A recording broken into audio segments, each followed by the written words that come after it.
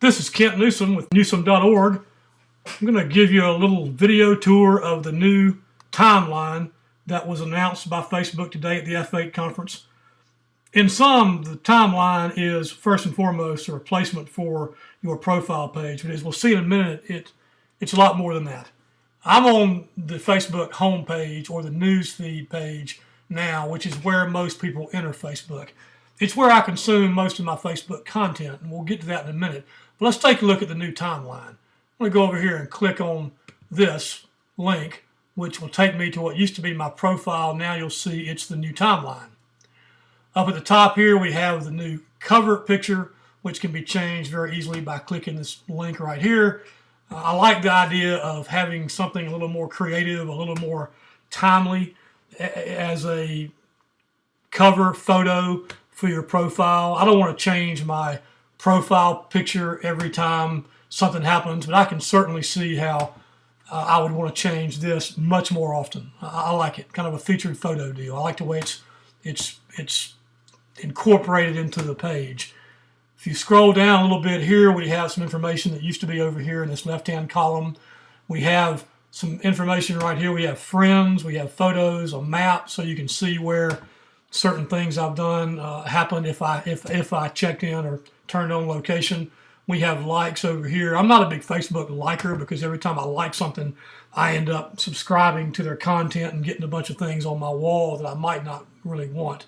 But I have a few over there. Down here is where you can add content. You'll see you have some additional icons here where you can actually add specific things to your timeline. Your timeline is going to basically be a digital online life archive. I like that. I like the fact that you can put more things up here that will one day be again like an online biography of your digital life. I think that's cool. Down here we have recent activity. I do like Game of Thrones. I did just reconnect with my old college roommate right here. You can see that. Over here on the right-hand side, we have some status updates I did today at lunch. I was watching the keynote and talking to some people as that was going on. Here are some other stories that I've put up on my wall. This is a screen cap I took a little while ago. If you scroll down, you'll see where I shared a Spotify song, trying out the new music app. Again, just scroll down, you just see more of the content that I've put on Facebook. Here's my post last night where I talked about how I didn't like the rollout of the new newsfeed page. We'll get back to that in a second. Just scroll on down and just see other information and stuff that I've put up. But again, all this is stuff that I did because again, this is my profile page, my timeline. This is all me all the time. And that's great if you want to consume content from one person. What I'm wondering about is how this is all going to translate to the newsfeed page. But before I go back there, let me just show you, if you want to dig deeper into your timeline, you can scroll down or you can go over here to the right-hand side and click on these months, the last 3 months, or these dates. You can go all the way back to 2007, the day that I joined Facebook. And you scroll up and see I didn't use it at all for a long time. And then eventually I realized that people that I really like that aren't necessarily as tech nerd oriented as I am are on Facebook. So I went where the people are. Now I use Facebook fairly regularly and enjoy it. So there are a couple of ways you can drill down. You can scroll, you can click. If you want to go back down to say 1982, the year I graduated from college, my timeline grabbed this fact out of my profile page and put it on here for me, which I think is cool. So if I wanted to, I could very easily put a photo from graduation day here. I've got a couple, maybe I will. And that way I can go back and backfill my digital timeline. This is very interesting to me. My oldest daughter was born on April 24th, 1998. My timeline picked up the fact that, hey, there's my daughter.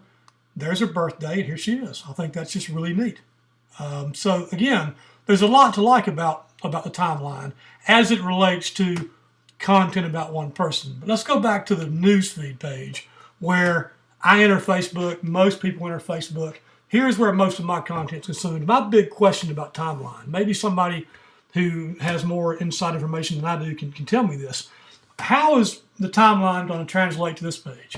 Because I don't want to have to go to Jeremiah's profile page necessarily to take advantage of all of the new things that Facebook is rolling out, the new music app, the new video integration. I want to do all of that from this page right here. And so I'm hoping that at some point all these things are going to roll out and improve the news feed page in addition to our timeline or sort of profile 3.0 pages.